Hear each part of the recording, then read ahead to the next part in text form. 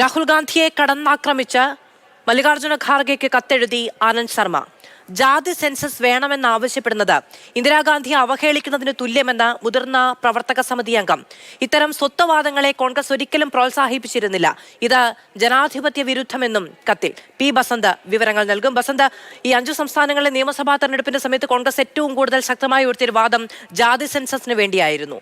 അത് പിന്നീട് BJP വലിയ ആയുധമായി അതിനെ എതിർക്കാനുള്ള നിലപാടുകളുമായി മുന്നോട്ട് പോവുകയും ചെയ്തു. ഇപ്പോൾ ഒരു പ്രവർത്തക സമിതി അംഗം കോൺഗ്രസിന്റെ ഒരു നിലപാടിൽ രാഹുൽ ഗാന്ധിയെ കടന്നാക്രമിച്ചുകൊണ്ട് മല്ലികാർജ്ജുന ഖാർഗെക്ക് കത്തയക്കുകയാണ്. എന്താണ് ആനന്ദ് ശർമ്മ ഉദ്ദേശിക്കുന്നത്? മാധു, ആനന്ദ് ശർമ്മ പ്രവർത്തക സമിതി അംഗമാണ് എന്നതിനപ്പുറം അദ്ദേഹം നേരത്തെ കോൺഗ്രസ് നേതൃത്വത്തിനെതിരെ തിരിഞ്ഞ 23 നേതാക്കളിൽ ഒരാളാണ് എന്നുള്ള കാര്യം കൂടി മറക്കരുത്. ആനന്ദ് ശർമ്മ ഇപ്പോൾ നൽകിയിരിക്കുന്ന കത്തിൽ പ്രധാനമായും രാഹുൽ ഗാന്ധി ഉയർത്തുന്ന ജാതി സെൻസസിനെ കുറിച്ചിട്ടാണ് അദ്ദേഹത്തിൻ്റെ എതിർപ്പുള്ളത്. ഇത് ഇന്ദിരാഗാന്ധി നേരത്തെ എതിർത്തിരുന്നു എന്നുള്ളതാണ്. ജാതിയല്ല വിഷയം, ജനങ്ങളുടെ പട്ടിണി തുടങ്ങിയ കാര്യങ്ങളിലൊക്കെയാണ് ഇന്ദിരാഗാന്ധി ശ്രദ്ധ ചെലുത്തിയിരുന്നത്. അപ്പോൾ ജാതി സെൻസസ് ഉയർത്തുന്നു എന്നുള്ളത് ഇന്ദിരാഗാന്ധിയെ അവഹേളിക്കുന്നതിന് തുല്യമാണ് എന്നുള്ള തരത്തിലേക്ക് ഈ ചർച്ച കൊണ്ടുപോകുന്നു എന്നുള്ളതാണ്. പക്ഷേ ഇതിലുള്ള പ്രശ്നം, ഇതിനെ എതിർക്കുന്നതോടുകൂടി BJP ഉയർത്തുന്ന അതേ വാദവുമായി ചേർന്ന് നിൽക്കുന്നതാണ് ആനന്ദ് ശർമ്മയുടെ നിലപാട് എന്നുള്ളത് കൂടി നമ്മൾ കാണേണ്ടതുണ്ട്.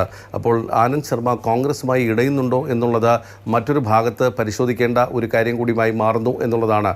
വിവിധ നേതാക്കൾ പാർട്ടി വിടുന്ന ഒരു സാഹചര്യത്തിൽ ആനന്ദ് ശർമ്മയും അത്തരത്തിലൊരു നീക്കം തുടങ്ങിയിട്ടുണ്ടോ എന്നുള്ളൊരു സംശയം പലരും പ്രകടിപ്പിക്കുന്നുണ്ട്. ഏതായാലും ജാതി സെൻസസുമായി ബന്ധപ്പെട്ട വിഷയം കോൺഗ്രസ് ഔദ്യോഗികമായി വലിയ ശബ്ദത്തിൽ മുന്നോട്ട് വെക്കുന്നില്ല എങ്കിലും രാഹുൽ ഗാന്ധി പലയിടത്തും പല പൊതുയോഗങ്ങളിലും ഒക്കെ തന്നെ ജാതി സെൻസസുമായി ബന്ധപ്പെട്ട വിഷയം മുന്നോട്ട് വെക്കുന്നുണ്ട്. ഔദ്യോഗികമായി കോൺഗ്രസ് ഇത്തരത്തിൽ ഒരു വലിയ പ്രചരണത്തിന് ജാതി സെൻസസിൻ്റെ കാര്യത്തിൽ ഇതുവരെ തയ്യാറായിട്ടില്ല എന്നുള്ളതും ആ ഒരു വസ്തുത കൂടി നമ്മളിപ്പോൾ ഓർക്കേണ്ടതാണ്. ഏതായാലും ആനന്ദ് ശർമ്മയുടെ എങ്ങോട്ടാണ് നീക്കം എന്നുള്ളത് വരും ദിവസങ്ങളിൽ മാത്രമേ വ്യക്തമാവുകയുള്ളൂ.